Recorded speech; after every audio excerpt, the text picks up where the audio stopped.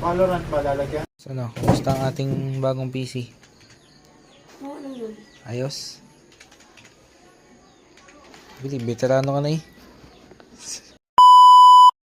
What's up guys?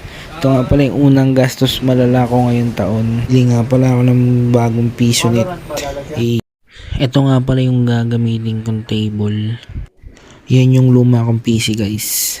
At dito guys, sineset up ko na nga pala yung PC.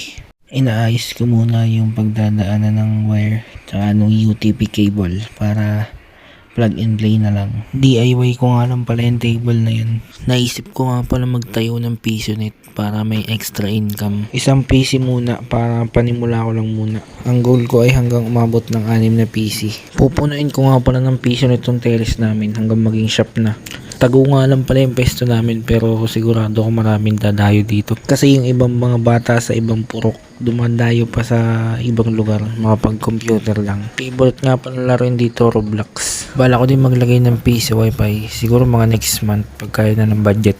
Basta ngayon ang priority ko muna makabili pa ng isa pang PC hanggang maging 6 na piso nito. Habang tumatanda kasi ako na-realize ko na mas magandang ilaan yung pera na kinikita kaysa negosyo, kaysa mapunta sa mga bagay na hindi naman gaano kailangan. Habang bata pa, mas magandang ilaan ang oras sa mga bagay na may makabuluhan at magpaunlad muna ng sarili kaysa tumambay araw-araw. Ang goal ko nga pala ngayon taon ay magkaroon ng stable na business. Mas maganda kasi pag marami kang source of income.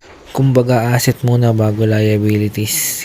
Hanggang dito na nga lang pala guys kasi tapos ko na ma-setup yan. Bina-voice over ko na lang. Basta ang ating bagong PC. Oo, ano yun? Ayos? Yan nga pala yung una kong customer. Bili, veterano ka na eh. Kawan B1 nga pala niya yung kaibigan niya dyan. Hanggang dito na lang guys. God bless. Love you all.